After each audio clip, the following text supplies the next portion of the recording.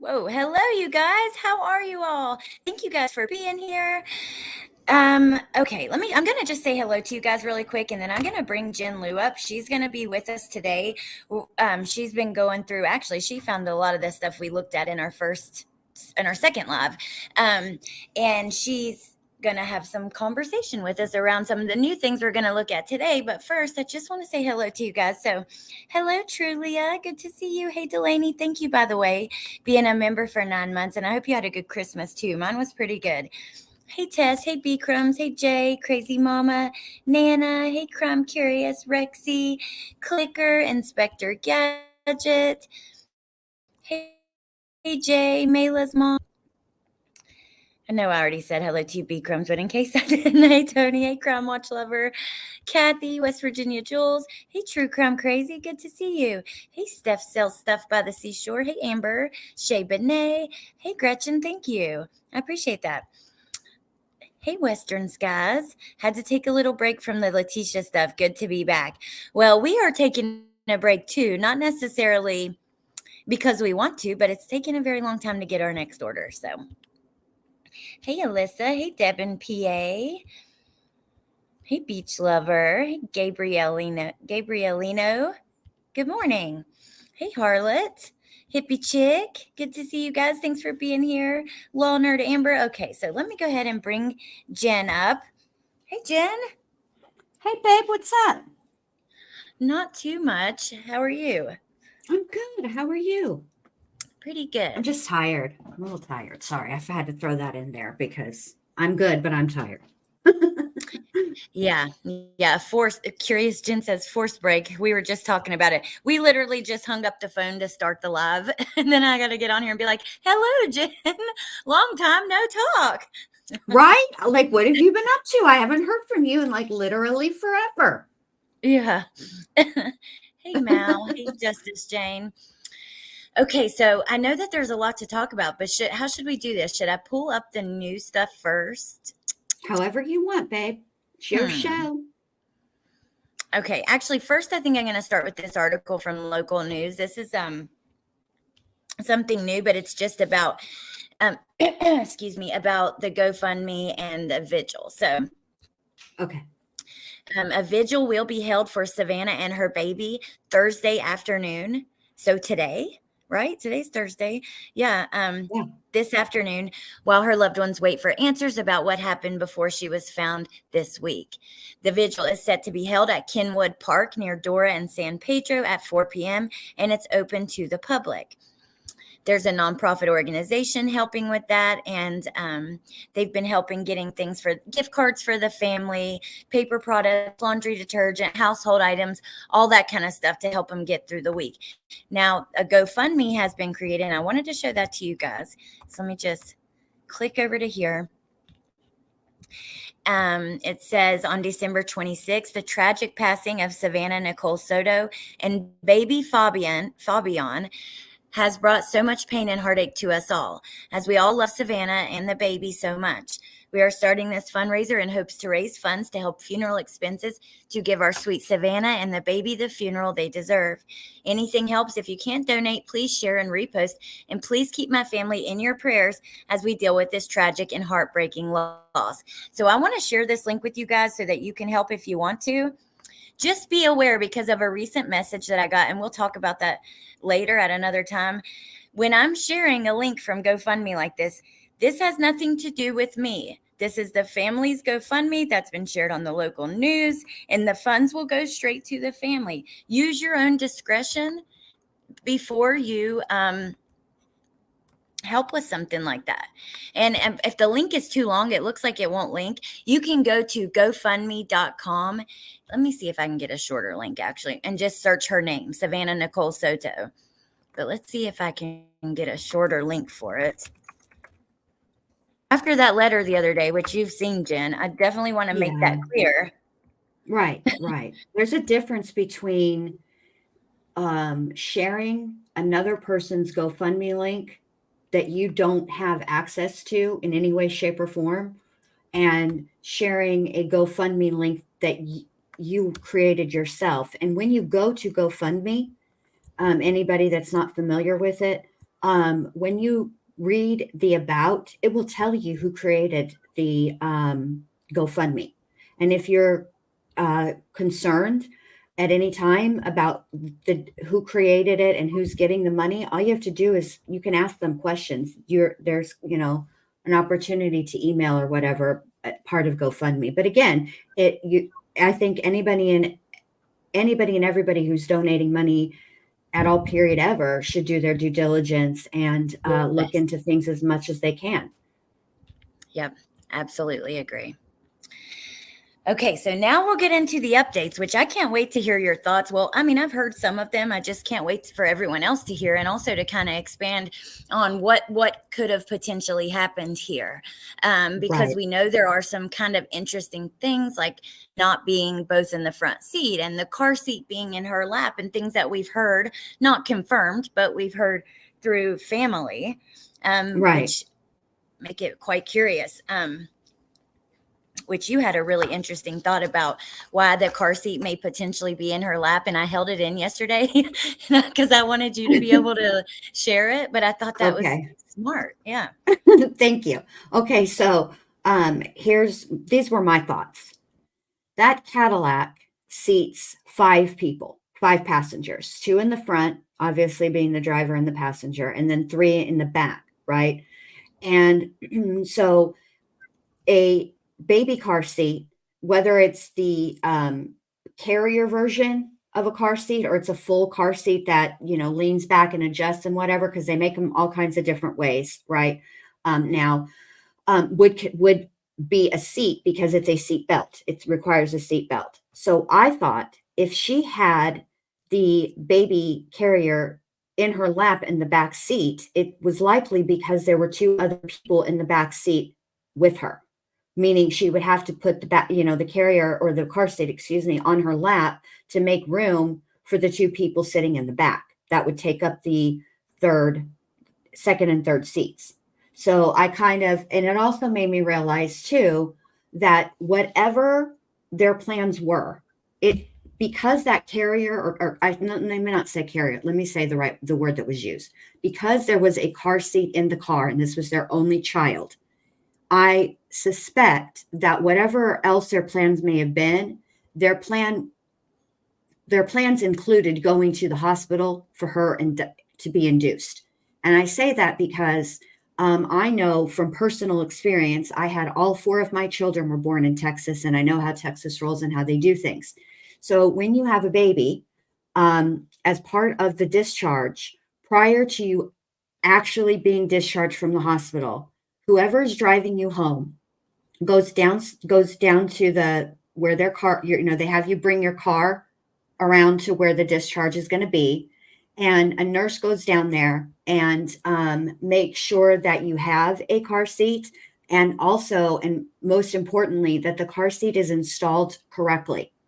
And before they discharge you, that's like a requirement. And they tell you this as the closer you get to your due date. Now, for me, this is stuff that would have been talked about and like done like during Lamaze, but I never got to that point with my first child because it was an emergency C-section, and every birth after that was also a C-section. I never like went into labor or anything like that, so I don't know what that feels like, but that was what I was thinking. And to answer you, hippie chick, there have been conflicting reports.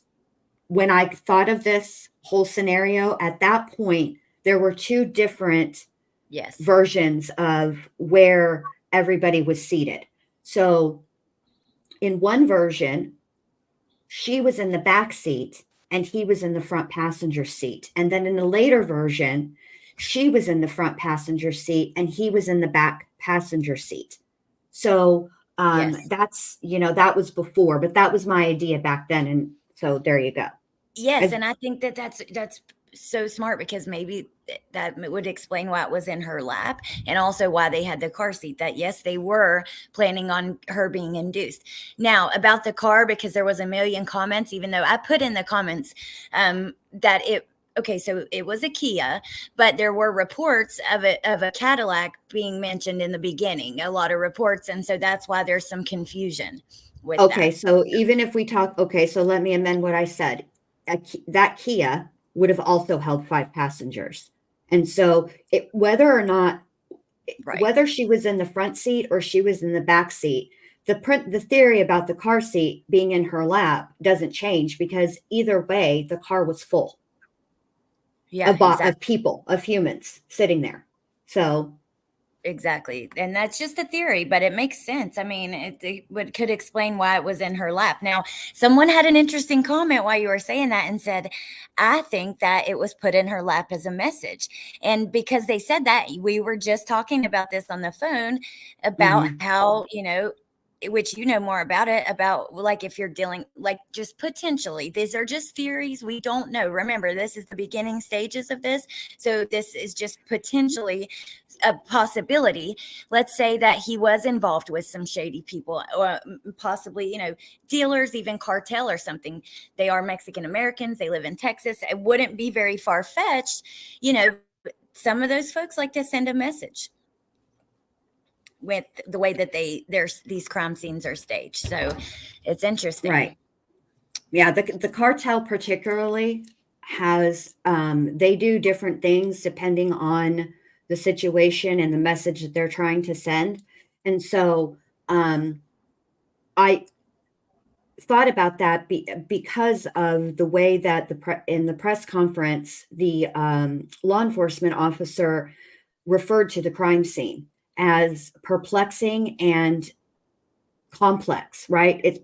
Is that the second? I know perplexing was Yes. the first word he used, and Yep. complex, which Yep. is an interesting choice of words, and sort of they're being very, very careful about what words they use, because they're not trying to let any information out, which is right. That's what they're supposed to do. But you can tell a lot by the words that people use, and the words, but even more, the words they don't use. And the one word Right. that they did not use was the self-harm word. Right. And we're going to hear later, how what's come out since then. But yeah, I mean, it is, all that stuff, remains to be seen. A lot of this has to do with, as the information comes out, and some of the stuff some of it's rumors, and and I want to say this too, to be very, very clear. It's all, in my opinion, rumors until there's confirmation of it from law enforcement. Yep. Okay. Exactly. And that's how I like feel about it. And anybody and everybody obviously always is welcome to their own opinion. But I just want to say, I'm using the term rumors only because it's stuff that hasn't been verified by law enforcement yet. Right. And so I just want to be careful how, I say things and present things, because I don't want it to get misconstrued. And I definitely, you guys know how I feel, and Allie feels. We never want to do any damage to an open, ongoing investigation, because Yes. there are real people Real involved in people. this. Yeah, And, going through the worst you time know, of their life. exactly.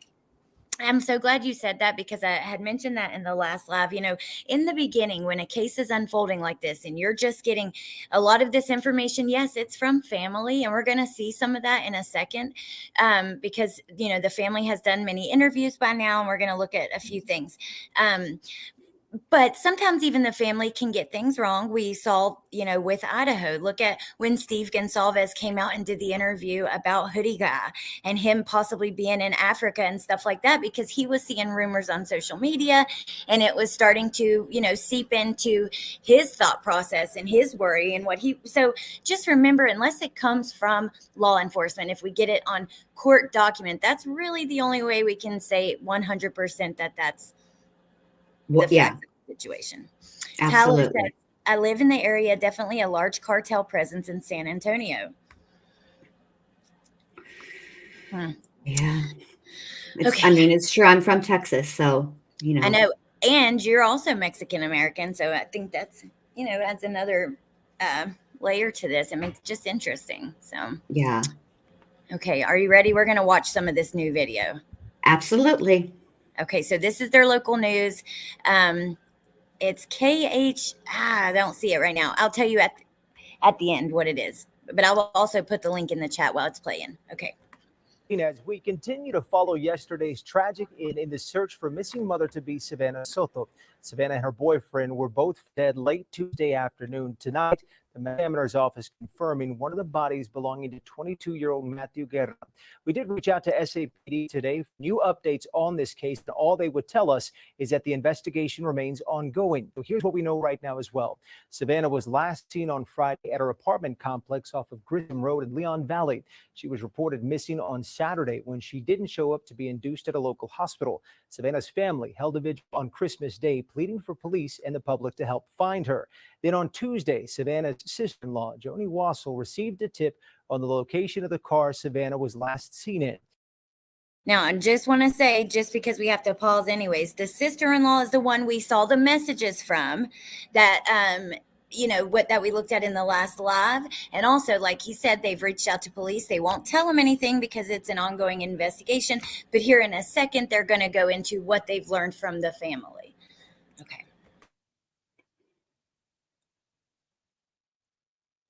When she arrived at that car's location, she found two bodies inside with gunshot wounds. Also telling us the bodies were that of Savanah and her 22-year-old boyfriend, Matthew. Medical examiner has to confirm her identity or the cause of death.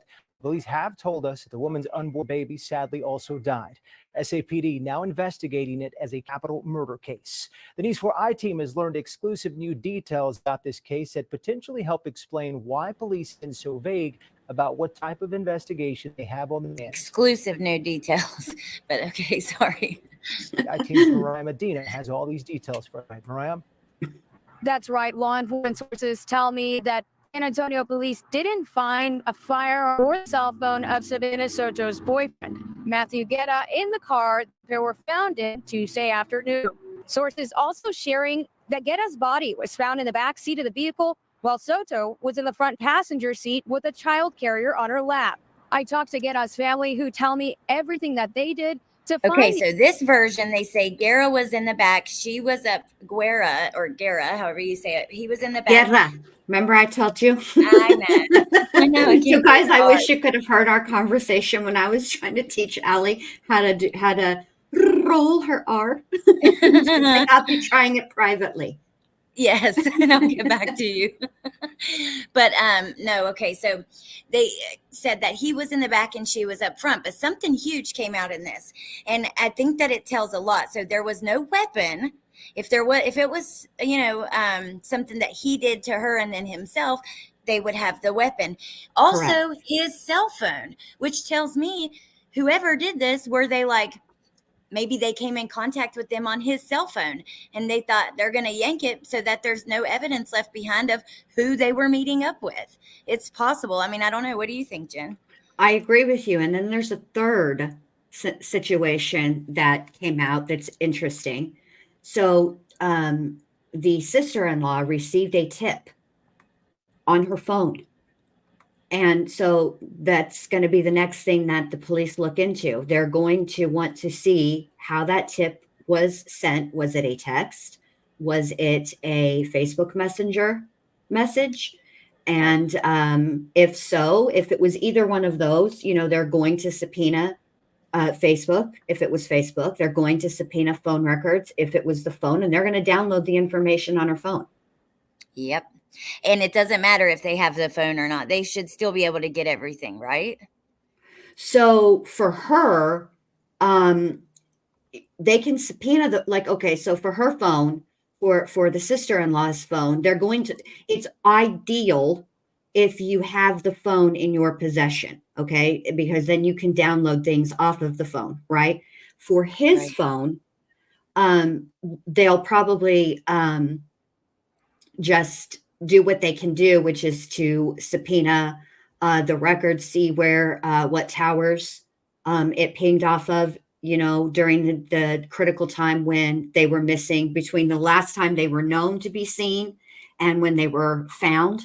They'll search all that stuff to find out where that cell phone traveled to. Now, I mean, some of that's kind of problematic because it's a good start, because the cell phone tower will only tell you when you do the pings. It'll only tell you where the phone was, unless there are, unless somebody has some kind of voicemail left by him, then that puts the phone in his hand right at that time. But the best at anything pulled from cell phones, whether they're downloaded or when the pings are done, can only tell you where the cell phone was. It can't tell you specifically who was using it. I mean, there's obviously some situations and circumstances where, yes, they can see that if it's like if you have an iPhone and a passcode won't really say as much, but when you use the fingerprint, the Touch ID, I mean, that says that if nothing else, the hand and the phone were in the same place. So there you go. Okay. You're breaking up just a little bit. I don't know why. It's like kind of cutting in and out. Just that maybe that's for me. You guys in the chat, let me know if that's for you. Like if that's me, it very well could be my internet. I think it might be you. But also, I think it might be you, babe, because you're breaking up from me. Okay. Well, y'all let me know if I'm breaking up for you in the chat. Okay. First, let me say, Debbie, if you look on the banner at the bottom of the screen, I have my email and my name on Facebook. So please reach out to me on either one that you want. And then, okay. So as far as the phone goes and stuff, even the new Galaxies, they have a Face ID. So I think that's really interesting. Also, we know that, well, right now the police chief says there are no other agencies helping, but it's, there's potential that FBI could help. And if the CAST team comes in, they can do all kinds of things. But I agree with you. It is a good start for sure. Then I wanted to say to Mr. Tomato Head that says, kind of weird to see two gangbangers get so much attention. They get killed every day and barely get 30 seconds on the local. You know what? I don't know that she was a gangbanger saying that, but I'm to see them getting the attention because oftentimes, people of color don't get as much attention. And you're right, gangbangers, addicts, anybody involved in that world, that unfortunately sometimes get the attention that other cases do. And that's really unfortunate. And then I'm Hispanic. I was telling them my mom's half 50% Spain. My grandpa's family came from Spain on a ship, and I can't do it. Oh, so can I say something really quick? Because I saw Debbie, listen, hey, Debbie, I was trying to get a hold of you and I don't have a way to do that. If you could email me at Blind Justice Podcast, it's on my about section on my channel. I just wanted to check in with you about something really quick, if you don't mind. I've been trying to, hopefully run into you in chats, but that's all I'm going to say about that. Thank you. And let's continue. Okay. And like many people said they could hear me loud and clear. And then Bikram says you're cutting out bad.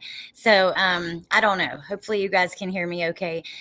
ATS, was she in a gang? Has it been confirmed either or? No, nothing has been, not that I've seen. I don't know. Now I could see why people are saying with him in some trouble. There are lots of pictures with cash and rumors and stuff, but I've not heard anything like that. But that's just me. Nothing that's been confirmed. But let me just say this. Let's say that is the case. Frequently, people who live high-risk lifestyles don't get the coverage they deserve on the news. And I'm happy to see that that's starting to change, because people and high-risk lifestyles is a term that law enforcement uses. It's not a term that Jenn Lu uses. I'm just using the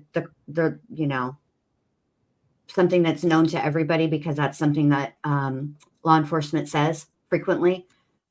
It's about time that everybody, regardless of the circumstances and situations, get coverage, because at the end of the day, they're humans.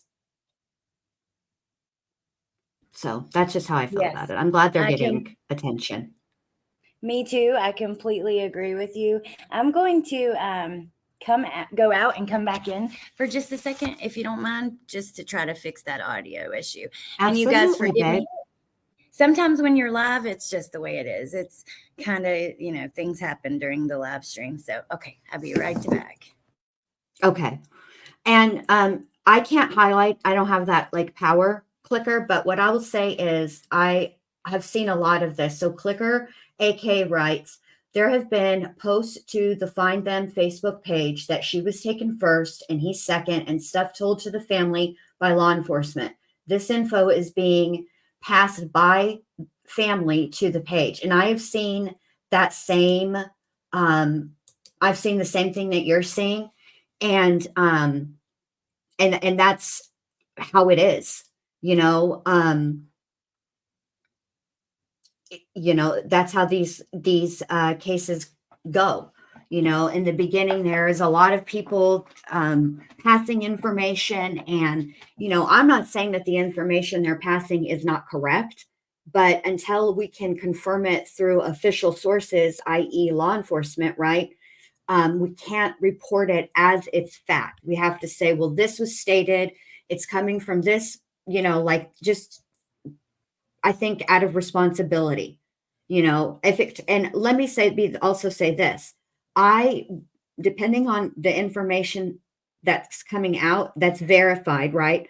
My opinions and thoughts are subject to change. As I learn more, things might move one way or another. This is a very complex, I think, case. And I feel like there's a lot of moving parts to it. And that's how it's going to be going forward. And I also think that maybe there's, something also that's playing into this that we're not yet aware of. But I will say this. One of the reasons I wanted to, Allie and I want to be so careful about how we report this is because I went to Matthew's brother's Facebook page, okay?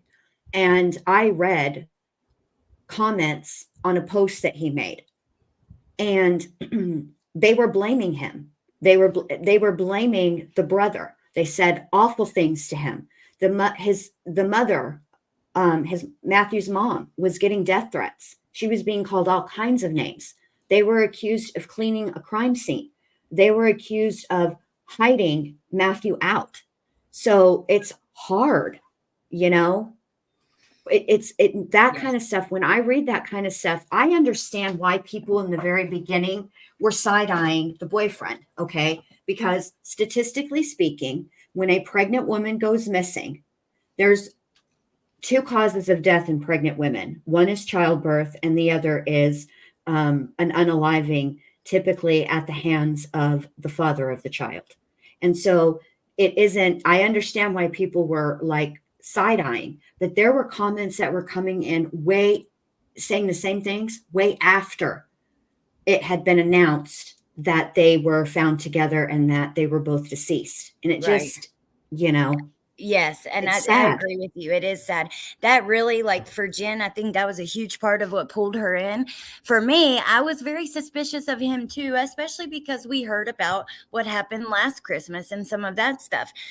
But at this point, it just doesn't seem to be relevant to what happened to them here, and I guess we'll see, right, Pointer Lover, those prior charges. And, he did. Not supposed to be in contact with her and got in trouble for that as well. And that's a whole separate thing. Oh, also, before we get back to the video, Jenn is going to deep dive her brother's case. We watched yesterday the fight that happened in the courtroom and stuff, because Savanah's brother was just murdered by gun violence as well. And there still hasn't been a trial for that case. It's in the process of that. So Jenn is going to do a deep dive into that case because that's really interesting. Savanah was, from what I've heard, was going to be a witness in that trial and stuff. So, And to Uncle Benny, here's the thing about that, okay? And Uncle Benny says, I hadn't thought too much about it, but if the family found them and it was a murder self-harm, it's entirely possible someone took the firearm. It's called saving face. And yes, that would be an absolute possibility if law enforcement hasn't come out and said that this is a capital crime. capital murder case, right? Capital There murder was no case. gun And part of the in- reason it's a capital murder case is because of the unborn child. When George Bush was governor, he passed a law in Texas that any person who unalives a child under the age of, I can't remember if it's 12 or 13, it's an automatic capital crime. And an automatic, they seek the death penalty. Mm. Mm-hmm. Hey, Grammy. Okay, so you want to listen to a little bit more of this? And Yes, then I do. the parents did an interview, and then also Ikidmel has a clip. I actually haven't even seen it yet. I was over looking at his live from yesterday because he has been covering this, and I'll share the link to the live in the chat. But there's a chapter of that live that's called hold on, let me see. Matthew's cousin speaks, and in quotation, shocking details. And I thought we could listen to that together as well.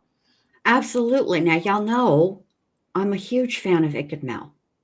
Yes. It's one of my favorites. And it's Tisha. Tisha. So funny.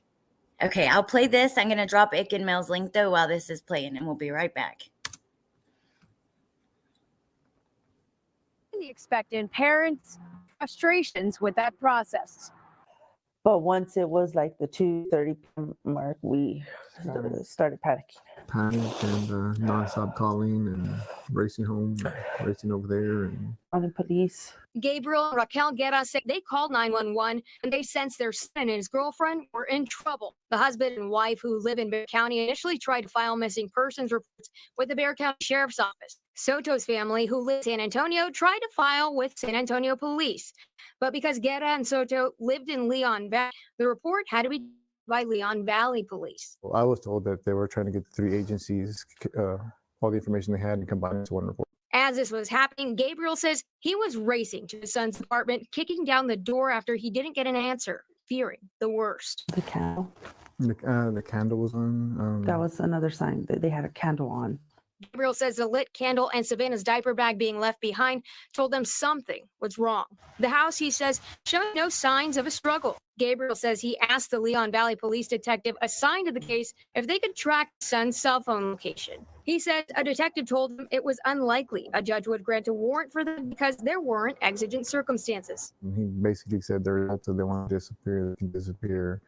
And I reminded him, the baby Soto has been on this to date. And to me, that's a life-threatening, there should have been more urgency. We reached out to the Leon Valley detective assigned to the missing persons case to see if a warrant was ever sought. The detective replied that he's instructed by the Leon Valley chief of police to direct questions about the investigation to San Antonio police. Wow, that is really interesting. But yeah, when they're adults, I guess there's not as much that you can do about it. But when somebody just like when somebody who's diabetic goes missing and they don't have their insulin, that's a bigger red flag, and that will make a special alert, right? Like there's a certain alert for that. Right. Which is kind of what that clear alert was, if I'm not mistaken, because of Okay. I want to answer Stephanie really quick. Stephanie asks, Jen, why would Matthew have a death record already but not Savanah? If I had to guess, it's because although all of the processes where by which somebody would be identified it's easier to do with Matthew than it would be with Savanah because Savanah was pregnant. So I would suspect that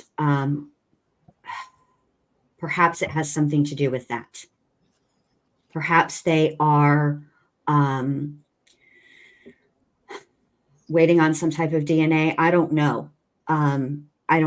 And to answer Sam, it's both, Sam.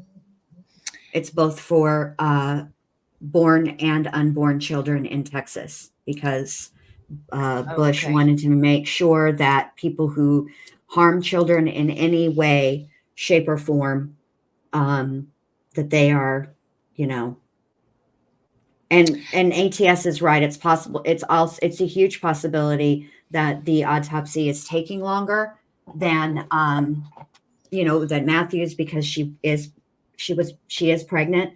That complicates things. And so, but for whatever reason, he was ID'd first. So Yeah. And now I'm so glad Amber mentioned this, because when earlier when I was preparing for this live, that was something I wanted to talk about. But while I'm like playing the video for you guys, I'm also watching chat. So I missed them saying it this time. But them saying that a candle was lit, that is huge to me. That's another huge sign of, whoa, something is not right here. You don't leave a candle. Nobody leaves home and leaves the candle burning. That's just, I'm sure accidentally, possibly, but I don't know. That's a big giant red flag to me of, did something start at the apartment and they left unwillingly or something like that. Right. But what is interesting is there are no signs of forced entry. So it would lead one to believe that for whatever reason, whoever was at that door, they opened the door for. And you can take that in many different ways. What, did they know the person? Is one road to go down? Or did the person who was at the door seem, have such an ability that they were disarming and they didn't feel like it was a security risk, for lack of a better term, to open the door? Right. It just makes you wonder. Yeah, it does. Harley, you're right. The neighbors did say they heard, I think they said they heard Savanah yelling or screaming the night before. I remember them saying that they heard a lot of yelling and screaming and that they said Savanah yelled for help. That's what I remember from that screenshot. Okay. See, Jenn did. I told you guys, she, as soon as like we started talking about it, she started sending like rapid fire all this stuff she found on Facebook, like deep and quick. So, oh, that might now. Don't be saying that, Allie, because that's how nicknames are created, and I don't need to be, Jenn Lu, or no more. Bendy's taken over with deep and quick. You know what I'm saying? Yes. And then Rexy says maybe that's where the Cadillac fits in, whoever came to their house. That is very interesting. Oh, that is a good point. B Crumbs, yes, I know what she said. I was just saying if she wanted to or changed her mind, because she said I wished I could contribute to the conversation, then I would drop the link. Shay says, capital murder 1903 in Texas. The person murders an individual under 10 years of age. The person murders an individual 10 years of age or older, but younger than 15 years of age. Huh? That's the statute for capital murder in Texas. This is who this is. Yeah, but here's the other thing for capital murder in Texas. There's some parts of that missing. If it was a felony, right? If a person is committing another crime, yes, and then they commit murder on top of the other crime, i.e. kidnapping or robbery, then it escalates to capital murder as well. That's what I was thinking. If it's like that's, or felony murder in some places, Shay, that's some of the statute for capital murder. Okay, thank you. So the baby would be considered capital murder, right? Yes. And then, yeah. Okay. So if there was a robbery or if they were kidnapped or taken from their home, I mean, there's just so much. Ashley, in this video, I think that we played, they mentioned it. I'll drop the link to this video in the chat. Yeah, that's where they said it. They said there's no signs of forced entry. And then do you want me to play just a little more of this and then we'll go to play everything that you want to, Hot Stuff. It's up to you. Okay. All right. I love you. Okay. I'm going to play a little more and then we're going to go over to Icked Mel in a second. So, okay. He said he was not authorized to make any further comments. I never knew a pain like this existed. You hear about a parent losing a child and you're like, man, I can't imagine what they're going through. It's exactly how it is. You can't imagine it. The couple expected to become first-time grandparents this holiday season, now mourning a son, a grandson, and their would-be grandson's mother. Just hope we can get to the bottom of this and justice be served, because I just can't fathom how anybody could do that to a pregnant woman. I just can't get that out of my head. While Soto's murder would be considered capital murder under Texas law because she was pregnant, San Antonio shared a synopsis which lists Guerra, Soto, as well as unborn son as victims, apparently signaling law enforcement's belief that both Guerra and Soto were murdered. For the News 4 There we team, go. I'm Mariah Medina. Tonight, the family of Savanah Soto is talking about their devastating loss. San Antonio's Amanda Henderson spoke with them a bit earlier today at a place that already represents a loss that they've experienced. So, like she said, police believe that Matthew, it appears that they believe that he was also a victim. And now we'll just play some of this and then I'll share the link again. You guys can watch it in full because I want to get over to the Ickadmel thing. But I want you to see Savanah's family here at the beginning. Ken Park holds so much meaning for the Soto family. We cry, we laugh, think about the good time, the sad time. Rachel Soto finds herself here today with us, thinking of and talking about another sad time. We sit at dedicated to her 15-year-old grandson, Jenn Lu. He was killed last year. Now Rachel is here talking about the loss of his sister, her granddaughter, Savanah Soto. I think I'm gonna get up from my nightmare and make us gonna beat it. I think I was gonna go through this again, and here I am again. Savanah and her boyfriend, Matthew Guerra, were found dead yesterday in a Kia Optima at a Northwest apartment complex. The discovery brought a tragic end to a search for the missing mother-to-be, who was set to be induced last Saturday. She was looking forward to being a mom for the first time. Police say the unborn child died as well. And I just wish at least I would have been able to see him and hold him, but I'll never have that privilege of doing that. What much more do I need to lose?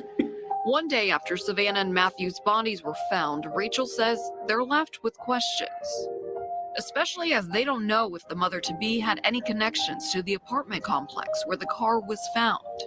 But if there is somebody on That is very interesting. And Tess showed me, by the way, Tess had been deep digging into that apartment complex and she shared with me many reviews from there. Actually, I may pull them up in just a second after we go to Ickadmel.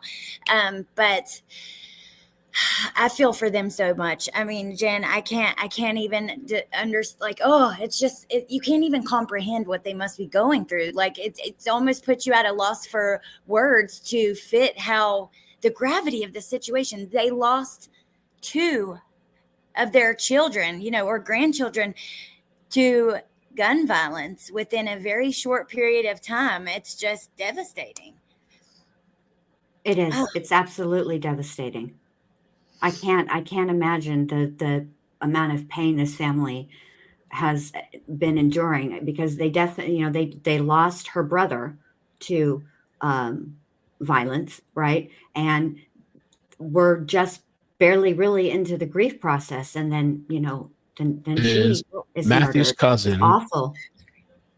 Sorry, Jen, I didn't mean to do No, that. you're I was fine, just trying to babe. get You're it fine. in place for us. But yeah, I agree with you. It's, oh my gosh, I don't know. I can't wait to see you dig into the I was just trying to get to the point in the video. I'll mute it so I can find it while we talk. But I can't wait to see you dig into the other case, because I really am concerned that it might be related to that or something. I mean, it could be many things. It could be even someone who's seen them on social media and all the money and stuff like that. I mean, we could sit here and speculate forever, but I still think that I want to know more about that case. Me too. Just out of curiosity, because it seems like a heck of a lot of tragedy for one family to have to endure, right? And it's awful. It's awful. Yeah, I definitely agree. Uncle Benny says, I just saw a picture of the boyfriend with all gold teeth and boasting about an 8-inch stack of greenbacks. So I would like to know if he was a U.S. citizen or not. It matters on several levels. Anyone know? I do believe he is, but just the fact that, just again, the pictures with money and gold and things like that right there can make you a target. So okay. All right, now, so I wanted to see this. I haven't seen it yet. I'll tell you guys what got me here.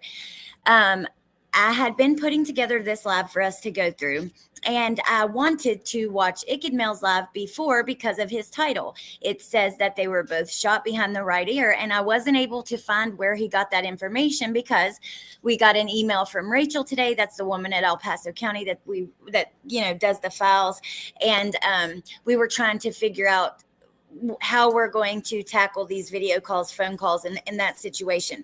So, but in the process of looking at his video, I was looking underneath at the timestamps, and he has a chapter on here called Matthew's Cousin Speaks and Shocking Details.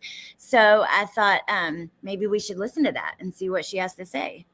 Okie dokie, artichoke. Okay. All right. Ready? Mm-hmm. Okay. His cousin was explaining everything that she knows so far of the updates. Now, this was posted yesterday. I just haven't watched it yet. I actually went to her TikTok because I watched the source of the video, but I don't see it on her TikTok anymore, so maybe she took it down. Let's see. Down because they were both together when they passed. The murder-suicide thing, Texas boy mom, I was thinking that at first, but now that they're saying that, like, they were both shot in the right ear. We have no details. They don't want to give us no details. They did let us know that there was shell casings in the car. Shell casing in the car? And that my cousin's injuries were very gruesome.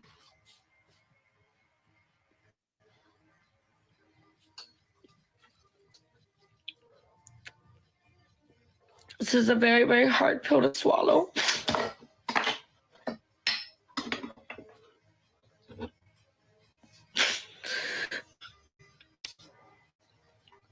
Just seeing the pain in my aunt's eyes.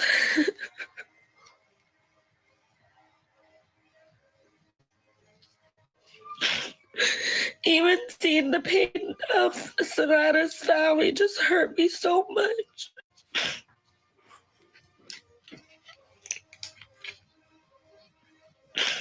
This might have been during a live. I think that's probably why it's not on TikTok anymore. TikTok doesn't save lives. But yeah, this is pretty sad though. Okay, I just want to pause for a second. It is very sad. It is tough to watch. Maybe this is where that information comes from about where the injuries were. But I just want to take note of two things that she said so far. One, shell casings in the car. Two, that his injuries were very, what did she say, gruesome or? Gruesome. Yeah. That kind of falls in line a little bit with what we were talking about on the phone, Jen, about like if there was a message to be sent, how that might look. Yeah. And she is Savanah's cousin or Matthew's cousin? Matthews. That's okay. Okay. Yeah. Shell casings in the car would support passengers as murderers or that a gun was removed. And as we're seeing in, recent reports from local news, there was no gun found in the vehicle. Okay, you ready? Okay. And honestly, I just hope that all of us could just come and all come together, because at the end of the day, we both lost family members, and she was a family member, and it's ugly. It's ugly. There's another clip too that we can listen to. Here.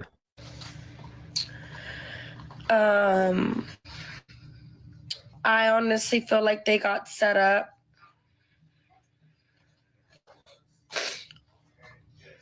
Because nothing's making sense to me. The way they left him in the back seat. They left him in the back seat, laid out with his pants off. Wow. What? Jen, like we were talking about, and I won't say here, just because it's just a rumor. It's not even a rumor. It's just speculation and of what potentially a message may look like if it was done by, a cartel or even a gang or something like that. So she's claiming, and we have to remember, you guys, I know that this is family, and I know that you probably get annoyed of me saying this, but we cannot just believe unless it comes from police, you can't 100% believe that it's factual. However, when it comes from family, I think you can put a little more weight into the possibility of it being true. But I just want to remember that, that doesn't necessarily mean that this is accurate. However, it does come from family. So the possibility of it being accurate is high, but we just don't know. Right. And it doesn't seem like, okay, that specific detail doesn't seem like something that would be made up. And I will say this, when the cartel decides that somebody must go, they leave a message. Okay. But regular people leave messages as well.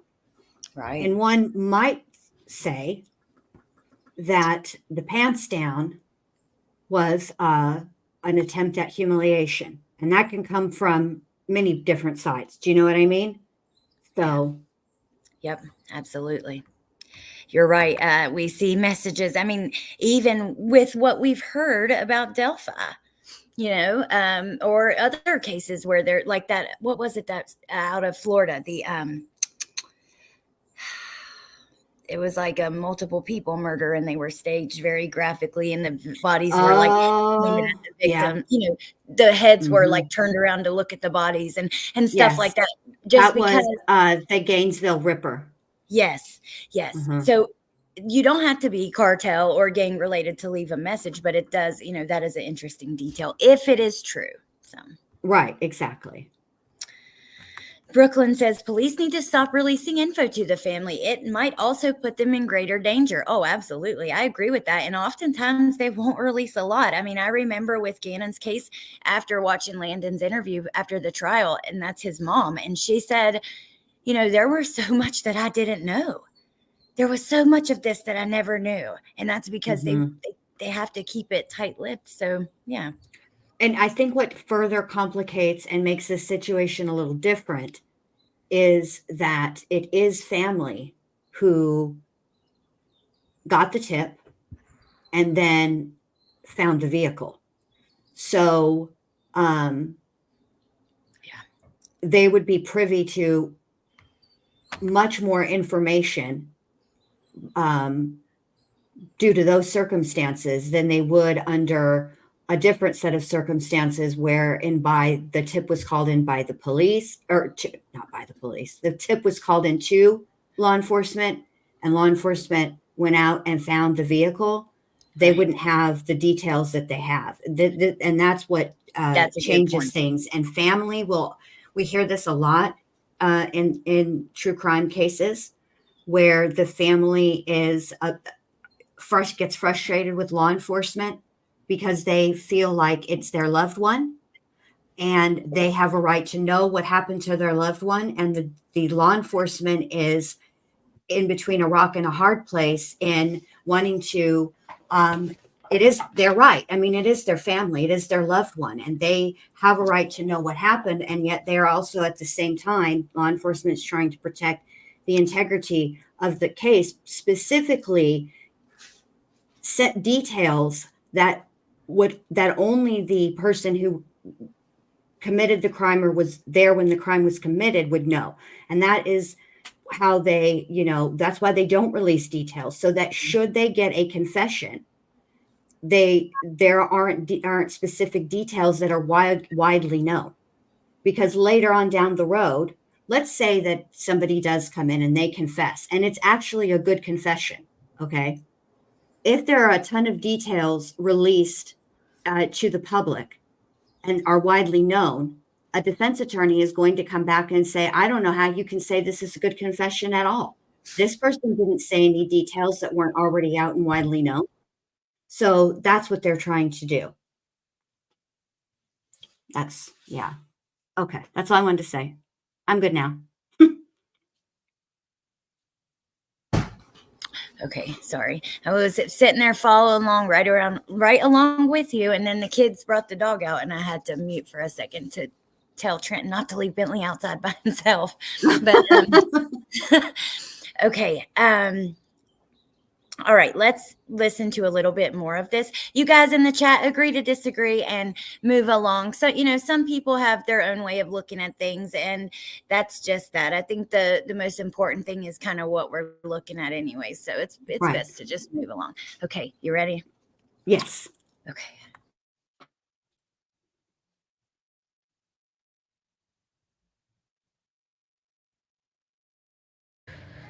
Laid out the way they left him in the back seat.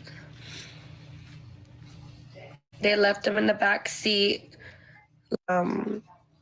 He was not in the front seat. He was in the back seat. My cousin's very, very, very tall. Savanah was in the front passenger seat, and she had the car seat on top of her. My cousin was in the back seat, laid out with his pants off. Wow. They said Okay, that just he basically was tortured. quickly, and we'll keep listening. I just want to say, because I forgot to say this and then went back to the video, we have to also keep in mind that, his pants coming down could have been something that happened as a result of him being moved or something like that. So we just don't know. We don't even know if they actually were, and we just don't know enough to know why or whatever. So, okay. Oh, wait, I have something really quick before we move on. Okay. Of course. It's from Debbie. Thank you, Sweet Pea. I appreciate that so very, very much. Thank you so, so much. Debbie is so sweet. So sweet. Okay. So sweet. Okay, that's all I wanted to say because I like to say thank you. Okay. All right. Let's see. Ready? Yes. Okay.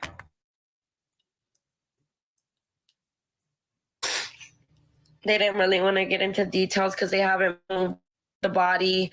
They're waiting for the medical examiners to get there so that they can start moving the bodies, seeing what was going on, and all that stuff. But yeah, they. Wow, I wish I could see more of that. She had a lot of information. I didn't catch the live. I see some people in the chat saying about the cartel hit. Also, Debbie, thank you so much. As soon as I ended and started playing the video, because I'm not hooked up to Wi-Fi, I saw on my Cash App that you sent a Cash App, and thank you. I appreciate that so much. I feel so bad when I'm not live and I see one and you can't say thank you because Cash App does not let you message people. You can only I don't exactly. All they let you do is send an emoji. Fix that, Cash App. Yes, please. We need to be able to send a message. We need to, if the sender of the Cash App can send us a message, the receiver of the Cash App should be able to send a message back other than words, not just an emoji. Sometimes I'm like, I want to send back just like $1 or $2 and just say thank you because that's the only way you can send a message. Hey, Steph. I'm leaving. Can't stand when mods attack or blame the guy who's dealing with the actual instigator. So millennial, where feelings are facts and no one can handle any conflict. All right, Uncle Benny. We'll see you next time, buddy. Please don't be rude to my mods. I have exceptional mods, and they're just trying to keep the conversation going instead of the arguing back and forth. And I think sometimes, if you can admit it, because I really like and respect you a lot, but sometimes you get stuck in a little bit of a one-track way of thinking about something, and but then it just makes things a little tense and sometimes a little argumentative. But we always appreciate your different points of views over here and hope that we'll see you again. But okay, yes, let's keep listening. I'm going to rewind it about 10 seconds though, because I cut it off at something that she was saying that seemed pretty interesting. Okay.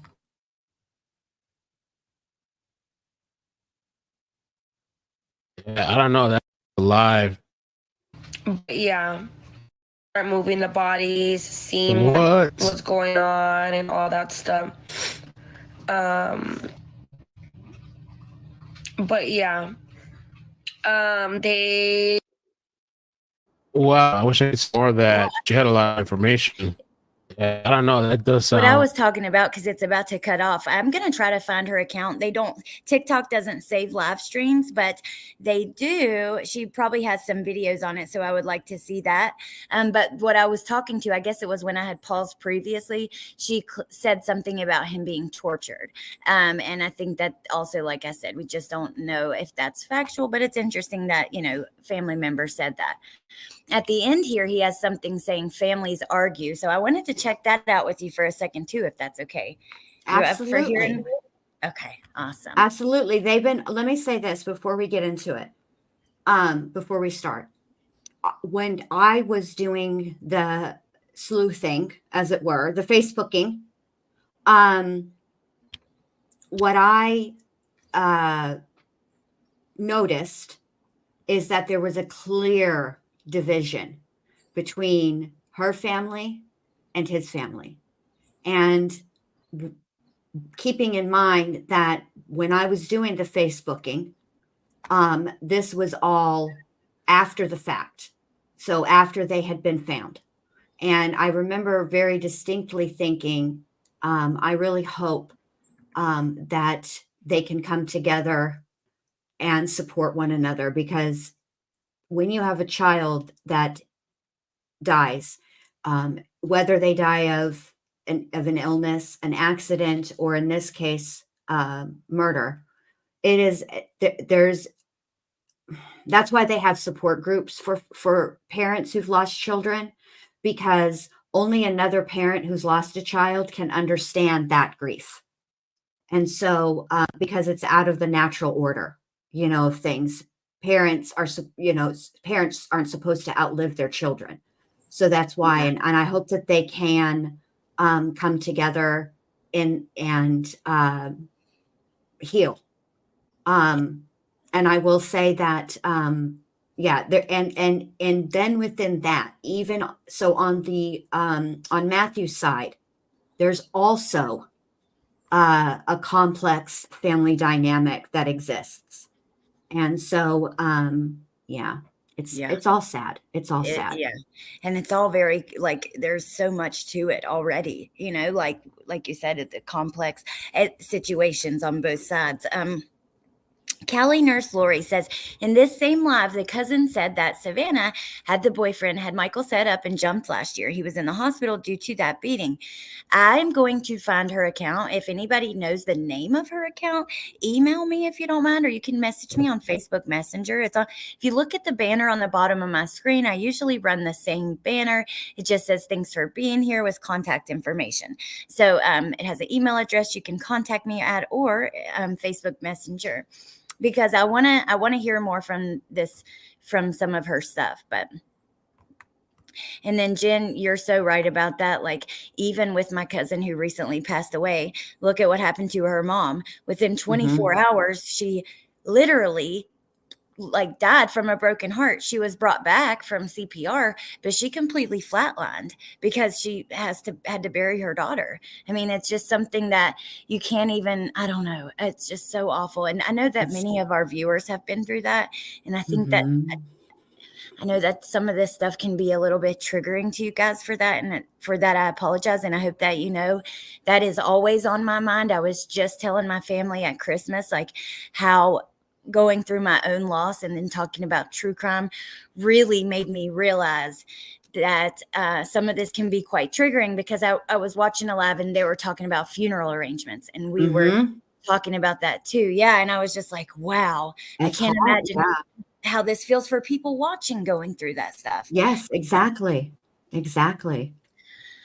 So just know that my heart is with you guys, and I just appreciate you. And I'm so sorry if you are going through something like that. Absolutely.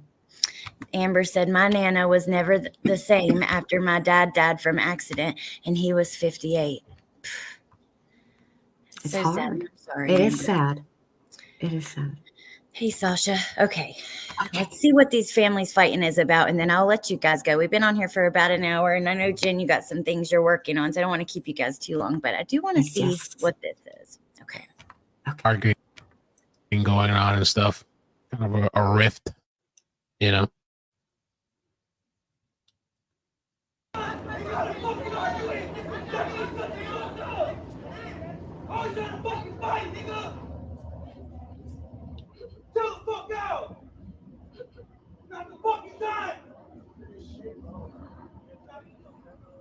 And the cops over there just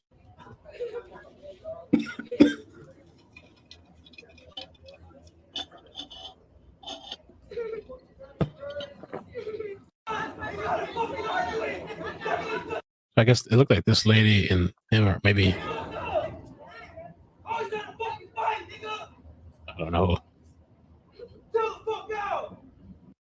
Pretty tense moments, and it says here the caption: explicit language. This is presumed family and friends of missing 18-year-old Savanah Soto and her boyfriend arguing. Family told KSAT News they believe the bodies have been found. Still waiting official confirmation. So, yeah, that was yesterday. Wow. Okay. Yeah. Oh, how sad, because It they're is. all going through it. Ooh, I just Exactly. went on to Twitter and look, Jennifer Coffindaffer had shared Here we this. go. Yeah. No gun was found at the crime scene. The baby carrier was across her stomach area. Matthew was in the back seat. Who were they going to meet, or who followed them? How could it take authorities so long to find them?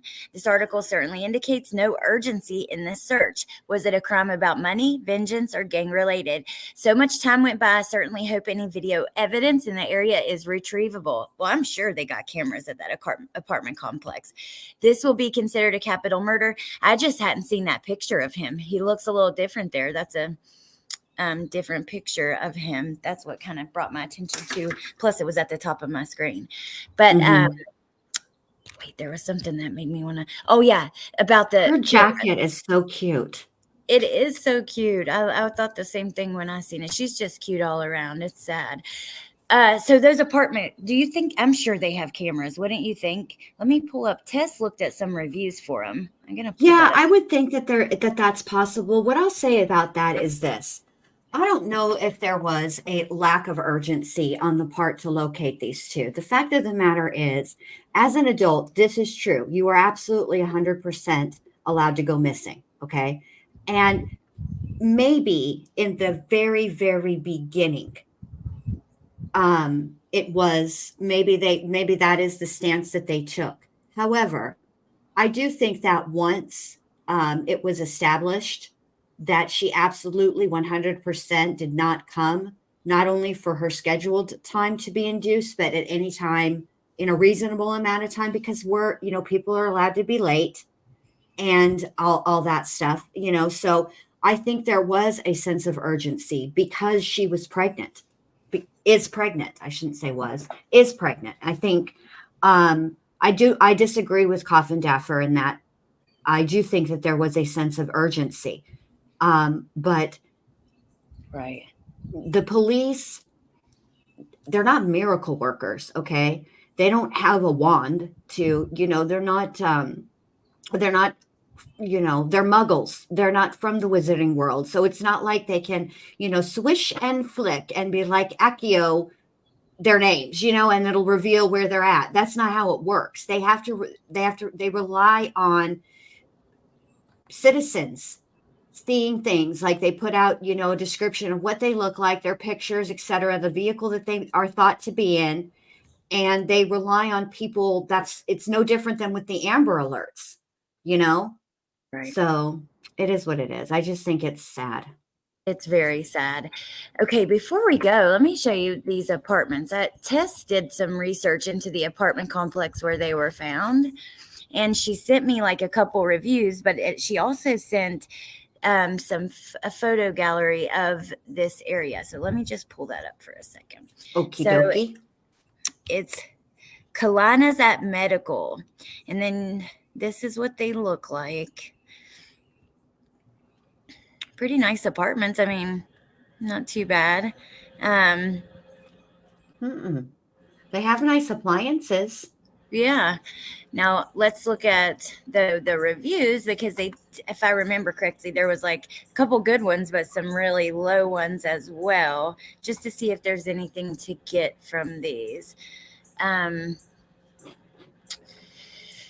I gave this property a second try after they said they were under new ownership. Lies. They're under property management company, but Same story, new day. The units are a concrete oven, never gets lower than 85 at night, 94 during the day. The water is shut off daily only because the plumbing is a nightmare, blah, blah, blah, blah. But here it says at the bottom, the back of the complex has some druggies and drug dealers, so there's always gunshots and cops here. For the amount they ask for rent, you can definitely find better. These people are charging luxury apartment rates for a ghetto experience.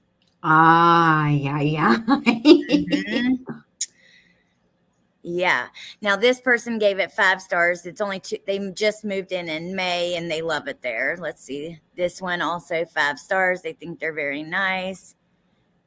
Savanah was very nice greeting us at the door when we first came in. I don't know what that's about. Another 5 stars. But that one about the gunshots and all that is interesting. At the bottom of this one, they say, as for the residents, I don't communicate with many, but the interactions I do have with people are great. There are decent people here, and I'm sure there is no more crime here than what you would see anywhere else. I will cut this short, but overall, the property is very livable. It's a great location. The schools, stores, gas stations, highways are all close and easy to get to. Don't be fooled by the trolls. I'm locked in for another year. So I don't know. Just interesting to see, kind of what people thought about the area. And then also the gunshot. Oh, Patricia, we love you. Thank you for being a member for 6 months. Okay. So what do you think, Bindi? What do you think about all of this? And when are you going to dig into her brother's case? I'm very interested in that. Before I want to hear your thoughts. So I'll take the question. Okay, so I'm going to start digging into the brother's case after I'm done with the live I have tonight on Gypsy and Nick, in their own words. So soon, and as soon as I have something that I can and feel comfortable presenting to you guys, I'll absolutely present it. But you know me, I like to double check and have all the I's dotted and the T's crossed. Triple check. Yup, because you don't know. I'm the opposite. I'm like, let's go. I'm ready. Yeah, Allie's like, just put it out. I'm sure it's fine. She's always so encouraging, bless her heart. She's like, you always do good work. What do you mean you need to keep checking? Yes. It's fine. Put it out. Which I need a little bit of. As far as this case goes, I mean, like I said, there's a lot of details that are coming out. How those details are connected, though, we remains to be seen. We have, we're just, for me, obviously, always, I take a wait and see approach. I'm not fixing to point fingers at anybody at any time because I don't really have enough information, and I'll just be waiting for law enforcement to come out with, the deets, as it were. See, that's me too. I've just seen in other cases so many things be wrong or just even a little bit wrong, slightly off. And so I am always very interested in what family and friends and locals have to say. However, I don't put a ton of weight into it until we hear it from official sources. So I'll be waiting for that. I'll definitely be watching. And if any little things come out, I will share them, on the community tab or throughout the day. So exactly. Kathy said, I'm somewhere in between Alex and Jen. So is Gypsy's free now, right? Yeah, she was released this morning. Wow. Mm-hmm. Gypsy Rose Blanchard is a free woman. She's still a ward of the state because she's on papers, right? She's right. She's not on probation, honey. She's on parole. I mean, yeah. Mm-hmm. There's a difference. I know, but you know what I mean. But wow, okay. It's just crazy to think that I don't know. I would love to see her come on your show. I swear if I could find her contact info, I'll reach out to her myself and be like, please come do this interview, because I just think that you know so much about it. You followed that case for years and very in depth and very closely. Thank you. Trisha put in a request to have her on her podcast. Oh my goodness. Wow. Well, all right, Trisha. Good for you, babe. Get it, girl.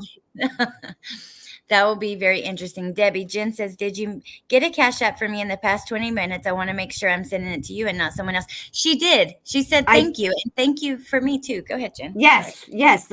I got it, babe. And I wanted to thank you. I guess you missed that. But yes, thank you so much, Debbie. I did get it. And I appreciate it so very much.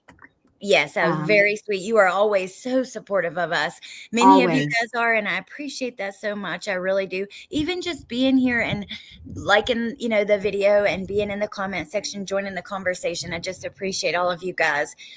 Patricia says, Jen, your Gypsy series is excellent. I'm learning so much new stuff from that case. Bravo.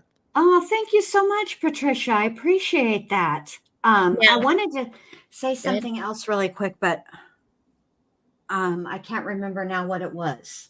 Well, maybe it'll come back to you while I say this. I cannot believe the Idaho house is being torn down as we speak. Probably done at this point because they started before the sun came up today. That's another thing that just has me like, whoa, wow. Yeah, they wanted to get it done. Oh, I know what it was. It was to Jay. Jay said, one thing that puzzles me is sharing where they were shot. Normally that is info not shared because the corporals would only know that. So that's confusing. And you're absolutely correct. It's normally not shared. However, normally under circumstances like this, normally it would be law enforcement that discovers the bodies. Okay. But it wasn't. It was the tip that led to where the vehicle was sent to Savanah's sister-in-law. And so it was family who acted on that tip. And I know that they informed law enforcement, but they just probably got there first. And so they saw the scene as it was, as if law, so they are privy to details they wouldn't otherwise have if they hadn't been the person who discovered the crime scene. I mean, this isn't all that super uncommon. A lot of people walk in to their home and have somebody in the home that's been unalived, and they know some of the circumstances surrounding but there's a certain element to our brains that protects us from things like that. And it's like it won't let you see the things. I remember when I had to identify my mom. Now, she passed away from a major heart attack. They call it the widowmaker. But when I went to the funeral home to start making the arrangements, I asked if I could see my mom. And the funeral director said, well, yes, in fact, I'm glad you asked because we need for you to make the official identification. And all I wanted to do was hold my mom's hand. And so I lifted up that sheet. And I didn't see it in that moment. It didn't okay, I obviously saw it. My eyes were there, right? It didn't register with me in that moment. It actually registered with me hours later. And so I think that's likely what happened with the family. They saw what they saw, but it didn't register with them until later. And there's something, and why I understand why people are like, don't be saying the details. There, sometimes you have nowhere to put that, and you have to process it. Right. And so you end up talking about it. You know what I mean? Yeah, that makes sense. And I'm so sorry. I am so sorry. Thank you, babe. I appreciate that. I could hear I could just hear the pain in your voice as you said it. Like, I don't know. I could feel it. So I love you. And I'm so sorry because I cannot freaking imagine how hard that was. Yeah. Yeah.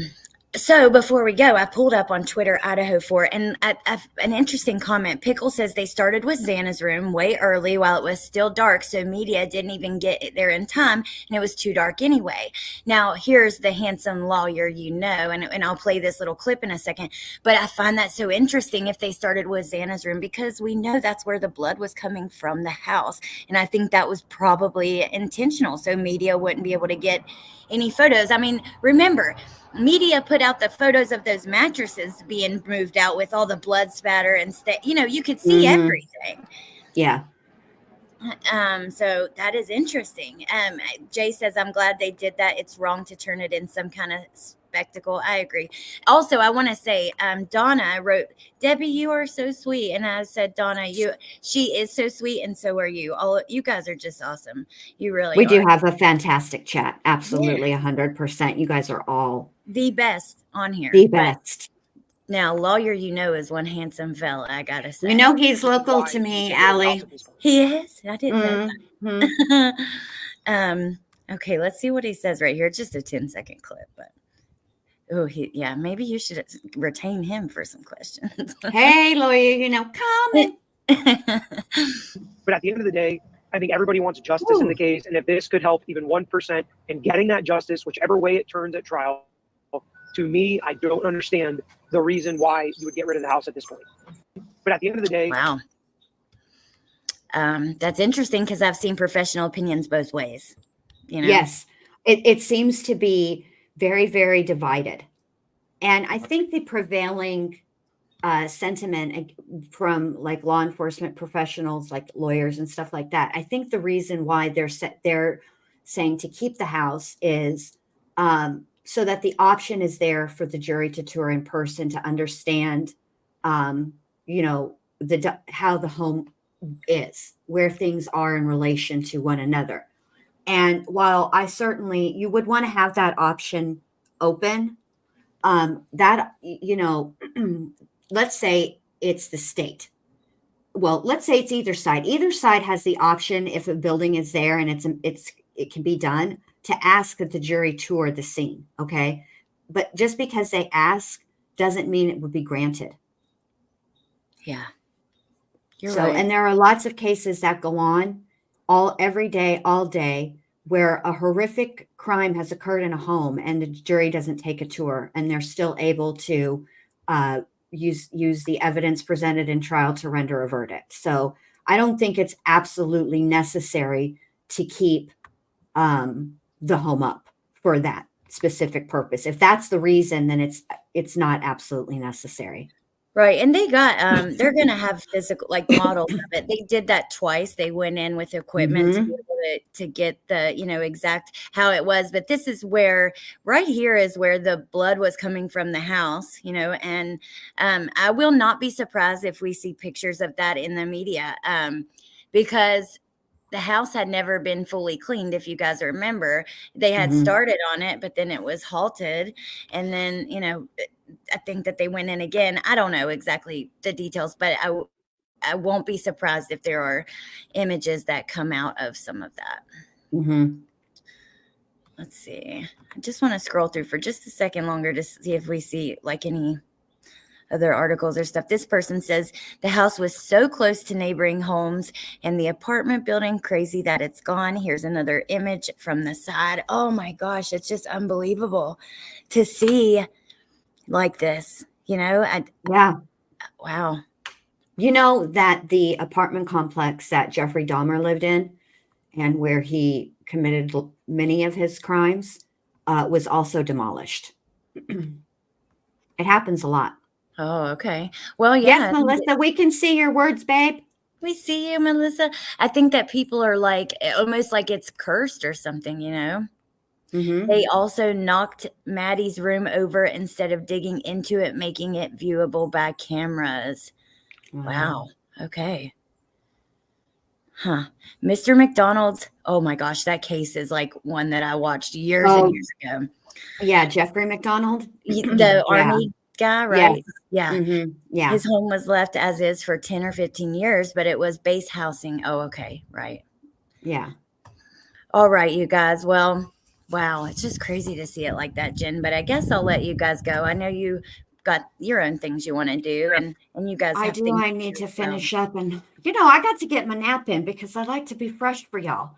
So if you guys are looking to the my live, I'm going to probably go a little later. It'll probably be closer to 9:30 because Crime Curious is going live tonight with Chris Welch, the attorney, on her Unless and Until podcast, and I want to make sure that I get to watch that. So I might go look for me between 9:15 and 9:30. I absolutely love that podcast, I have to say, and I'm glad you mentioned that because I wanted to mention that that's going to be tonight on Curious Jen's channel. And of course, I love Curious Jen, and I think that she's great, and brilliant and all the things.